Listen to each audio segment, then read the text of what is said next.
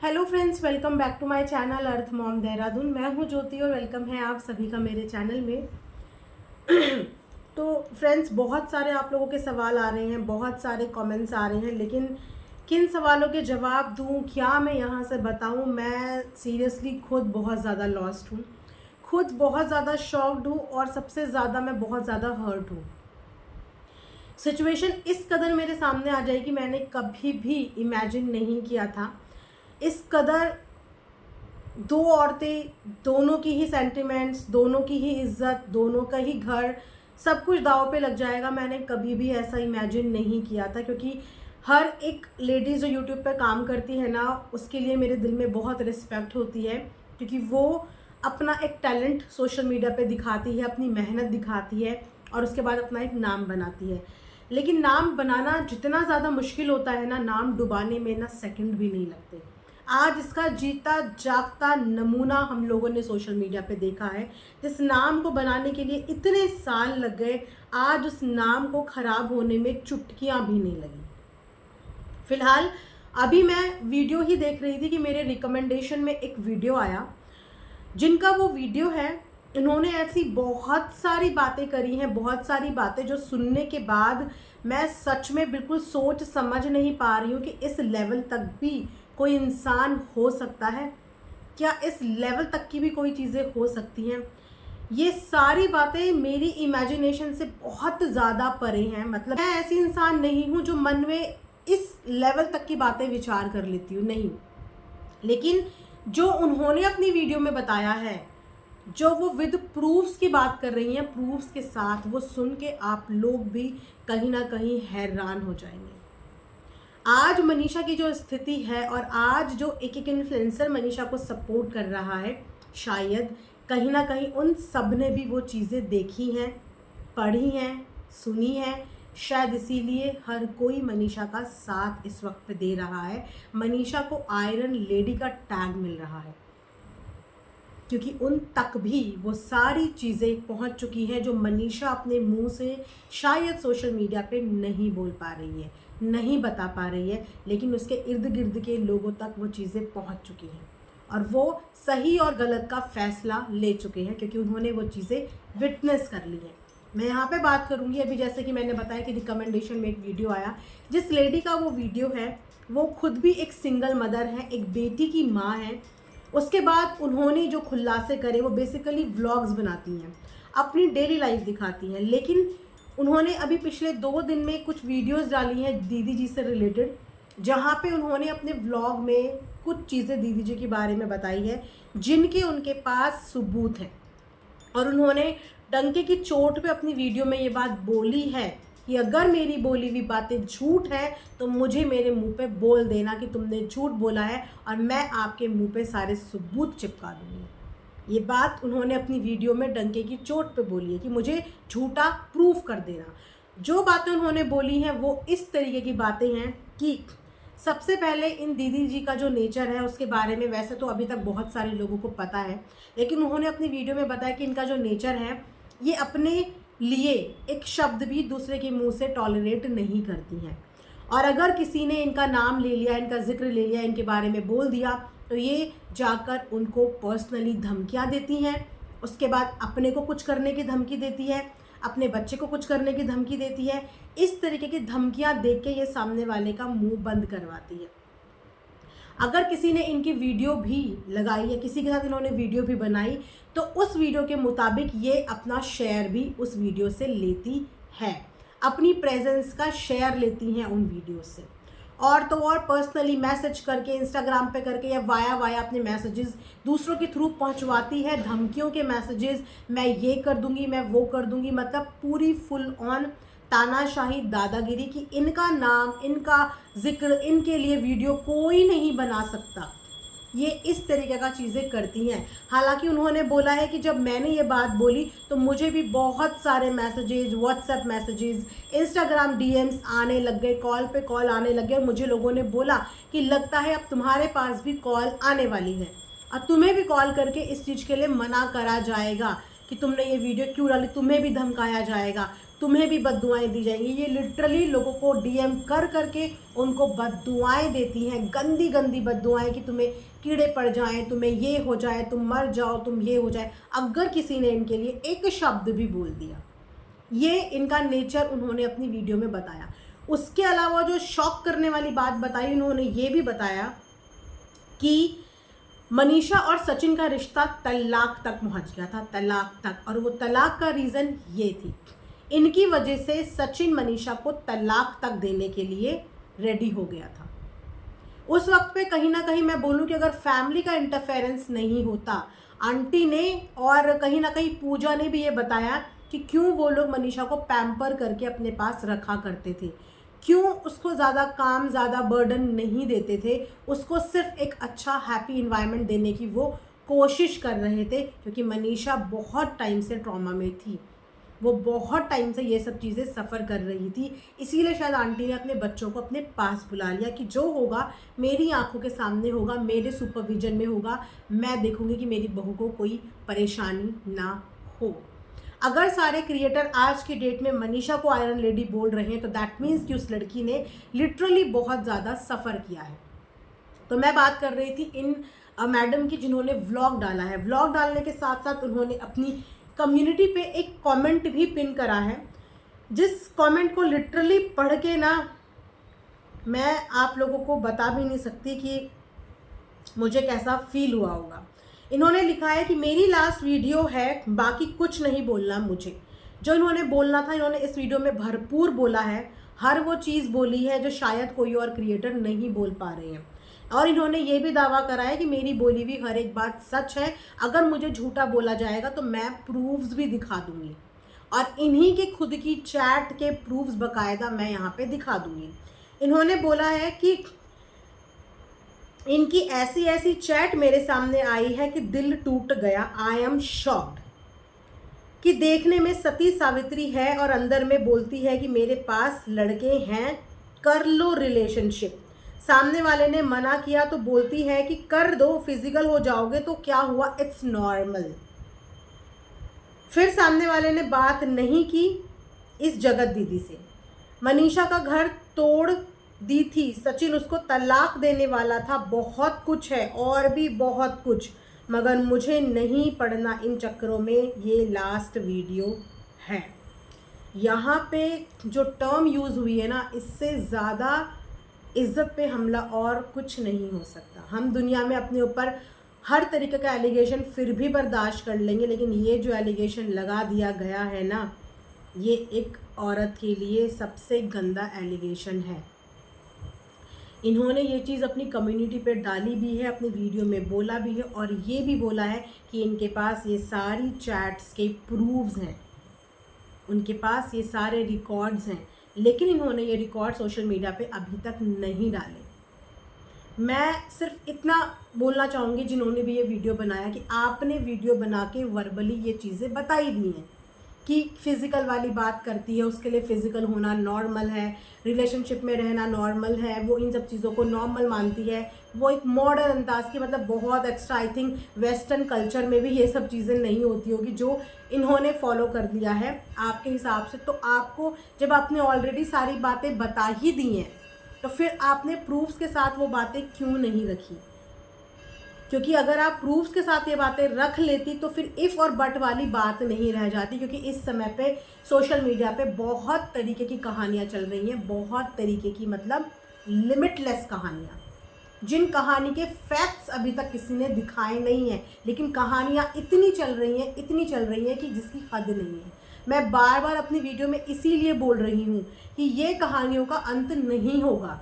रोज़ कोई ना कोई कहानी आएगी, रोज़ कोई ना कोई टॉपिक आएगा, जिस हद तक कोई जा सकता है उस हद तक जाया जाएगा। लेकिन इस चीज़ पे सिर्फ एक चीज़ इस चीज़ को रोक सकती है, वो है आप लोगों के ऑफिशियली स्टेटमेंट्स। जो सच हुआ, जब तक आप लोग वो बात नहीं बोलेंगे तब तक सोशल मीडिया पे आप लोगों को रोक नहीं पाएंगे। जितने मुंह उतनी बातें हो रही हैं। अब इन्होंने जो बातें बता दी, सोचिए फिजिकल रिलेशन की बात यहाँ पे हो गई, डुअल फेस है, ये भी इन्होंने बोला है कि ये कैमरे में कुछ और है और उनकी ज़िंदगी कैमरे के पार बिल्कुल विपरीत है। पूरा कैरेक्टर असैसिनेशन हो गया, लेकिन सबूत इन्होंने भी नहीं दिखाए। बोला इन्होंने कि मेरे पास है, तो ना दिखाने का रीज़न समझ नहीं आया, क्योंकि मुंह से तो आपने सब कुछ ही बता दिया। आप नाम हाइड करके, ब्लर करके कम से कम दिखा तो सकते थे। मुंह से आप सब कुछ बता चुके हो ऑलरेडी, तो फिर ये सबूत छुपाने की क्या बात है? कम से कम कोई शंका तो माइंड में नहीं रहेगी, क्योंकि इस वक्त इतनी कहानियाँ आ रही हैं, इतनी कहानियाँ आ रही हैं, और मैं उन कहानियों पे चाहकर भी नहीं बोल पा रही, क्योंकि मैंने वो अपनी आंखों से नहीं देखा। मेरे पास ऐसा कोई सबूत नहीं आया, मैंने ऐसे कोई स्क्रीनशॉट नहीं देखे। तो जब मैंने अपनी आंखों से कुछ देखा नहीं, तो मैं इतना लेवल गिरा के कुछ भी नहीं बोलूँगी। मैंने वो बातें बोली जो मैंने लाइव में सचिन के मुंह से सुनी, मैंने वो बातें बोली जो मैंने मनीषा के मुंह से सुनी, मैंने वो बातें बोली जो मैंने सृष्टि जी, अमित किट्टो, इन सब के मुंह से सुनी। लेकिन कहीं ना कहीं उन सब के मुंह पे होल्ड है, क्योंकि हर कोई यही चाहता है कि भैया पहले जिस पे गुजर रही है, जिसने सहा है, वो आके कुछ बोले। अगर वो कुछ नहीं बोल रहा है तो फिर हम एज्यूम नहीं कर सकते, हम कोई भी कहानी प्रिडिक्ट नहीं कर सकते। अगर वो प्रिडिक्शन नहीं है और आप श्योर हो, तो फिर विद प्रूफ बात करो, फिर साथ में स्क्रीनशॉट लगाओ, अपनी बात बोलो, साथ में प्रूफ लगाओ, अपनी बात बोलो। वरना ये बात का कोई लॉजिक नहीं है, कोई भी लॉजिक नहीं है। यहाँ पे हम लोग बहुत ज़्यादा कंसर्न है मनीषा के लिए, उसकी मानसिक स्थिति के लिए। इक्वली कंसर्न है हम लोग परिवार के लिए भी। यस, जो मनीषा के साथ हुआ वो माफ़ करने लायक चीज़ नहीं है, और मैं बोलती हूँ कि स्टैंड तो लेना पड़ेगा। इनफैक्ट दोनों को लेना पड़ेगा। कहानी के दोनों वर्जन हमें पता चलना चाहिए। मनीषा आके अगर अपना वर्जन बताती है, विद प्रूफ बताती है, तो वो मनीषा का वर्जन होता है। लेकिन अगर सामने वाले के पास भी अपना कोई वर्जन है और वो सच्चा है, तो उसको भी आके अपनी सच्चाई बतानी चाहिए। वो क्यों इतने गंदे गंदे घिनौने घिनौने एलिगेशंस अपने ऊपर बर्दाश्त कर रहा है? क्यों आके एक बार भी ये नहीं बोल पा रहा है कि जो चीज़ें बोली जा रही हैं वो झूठी हैं? एक बार झूठे मुंह आके इन चीज़ों को डिनाई तो करे ना। वो इंसान इन चीज़ों को डिनाई कर रहा है, ना इन चीज़ों को एक्सेप्ट कर रहा है, ना अपने लिए कुछ बोल रहा है। और यहाँ पे तरह तरह की कहानियाँ उनके लिए आ रही हैं, तरह तरह की कहानियाँ। इन कहानियों को या तो हाँ बोला जाएगा या ना बोला जाएगा, पर इनको कौन हाँ या ना बोलेगा, वो यही लोग बोलेंगे। वरना ये कहानियों का सच में कोई अंत नहीं होने वाला। ये बात तो सच है ना, जितनी हमें लाइव में पता चली है, ये बात तो सच है ना कि सामने वाले ने सचिन मनीषा का रिश्ता खराब किया है। मनीषा को ये रिश्ता पसंद नहीं था, मनीषा ये रिश्ता नहीं रखना चाहती थी। सामने वाले ने फिर भी ज़बरदस्ती उसके घर में घुसा, ज़बरदस्ती वो रिश्ता रखा, जबकि सामने वाले को पता चल गया था कि सामने वाले का परिवार मुझे पसंद नहीं कर रहा है। परिवार मतलब ना आंटी पसंद करती थी, ना बहन पसंद करती थी, ना भाई पसंद करते थे, ना मनीषा पसंद करती थी, लेकिन फिर भी उन सब लोगों को भड़काया गया, और सबसे ज़्यादा उनके बेटे को भड़काया गया। तो आज ये बातें हैं, ये बातें हम बोल सकते हैं क्योंकि ये बातें उन्होंने बोली हैं। लेकिन इसके अलावा जो इतने सारे कर्म कांडों की बातें हो रही है, वो उनमें से अभी किसी ने नहीं बोली है। अभी तक किसी ने इस चीज़ के बारे में बात नहीं करी है। तो जब नहीं करी है, तो आई थिंक ये सब बातें अगर करो तो प्लीज़ मैं रिक्वेस्ट करूँगी कि प्रूफ्स भी लगाना, ताकि वो प्रूफ्स हम भी देख सकें और फिर हम भी इस चीज़ के लिए स्टैंड ले पाएँ। क्योंकि अभी सिर्फ भड़काने वाली बात हो रही है कि वो भड़काती थी, उसने मैनिपुलेट किया था, इतनी ही बात उन्होंने ऑफिशियली बताई है। इसके अलावा क्या क्या हुआ है, क्या क्या नहीं हुआ है, प्लीज़ उसके प्रूफ्स के साथ बात करो। मैं बोलूँगी कि यहाँ जो भी बात कर रहा है, हर किसी को अपनी बात करने की आज़ादी है, बिल्कुल बात करो, लेकिन विद प्रूफ बात करो। ऐसा ना हो कि कल को आप लोग ने इतना कुछ बोल दिया और सामने से हर चीज़ की डिनाई हो जाए, तो आप लोग सोचिए कि कितना गलत मैसेज चला जाएगा। आप लोग झूठे प्रूफ हो जाओगे यहाँ पे, झूठे प्रूफ, और 1 मिनट लग जाएगा, वो आके बोल देंगे कि ये है ही नहीं। मान लो मनीषा ने ही आके सारी चीज़ों को डिनाई कर दिया कि ये अफवाहें हैं, तो आप लोग झूठे प्रूफ हो जाएंगे। इसीलिए सिर्फ उतना बोलो जितने आप लोगों के पास प्रूफ है, लगाओ, और तब बोलो कि डंके की चोट पे तब बोलो कि हमने जो स्टेटमेंट दी है वो सच है, ये देखिए उसके सबूत। मुंह से तो बोल ही रहे हो, मुंह से तो सब कुछ बता ही दिया कि उसने क्या क्या करा है, क्या क्या नहीं करा है, बस सबूत और लगा दो इस चीज़ पे, ताकि किसी को इस चीज़ पे सवाल उठाने का मौका ही ना मिले। बोला ये भी जा रहा है, इस व्लॉगर ने मुझे दे दिया, उस व्लॉगर ने दे दिया, यहाँ से मेरे पास ये सबूत आए। हम ये चीज़ें पिछले 5-6 महीने से सुन रहे हैं, यहाँ से सबूत आए, वहाँ से सबूत आए, ये कहाँ है वो सबूत? अब तो हाई टाइम है वो सबूत दिखाने का। क्यों उन सबूतों को छुपाया जा रहा है, किस चीज़ के लिए छुपाया जा रहा है? जब मुंह से बोल ही दिया है तो छुपाने का मतलब क्या है? हम कोई सबूत तब छुपाते हैं जब उस चीज़ के बारे में हम लोग बात नहीं करना चाहते। लेकिन जब बात भी कर दी है, सोशल मीडिया पे वीडियो भी बना दी है, सब कुछ हो गया है, तो फिर सबूत छुपाने का कोई लॉजिक, कोई भी लॉजिक बताओ सबूत छुपाने का, कोई लॉजिक हुआ सबूत छुपाने का? नहीं, क्योंकि आप मुंह से ऑलरेडी वो सब चीज़ें बोल चुके हैं। फिलहाल मनीषा के पास उसकी फैमिली वाले मेंबर सब लोग पहुंच चुके हैं और आई एम श्योर कि वो इस सारी मेस को अच्छे से क्लीन एंड क्लियर कर देंगे। रही बात मनीषा की, तो मनीषा ने अभी तक भी कुछ नहीं बोला है। अब मनीषा के पास आंटी का भी चैनल है, अंशु का भी चैनल है, मनीषा का खुद का फेस वैल्यू भी है।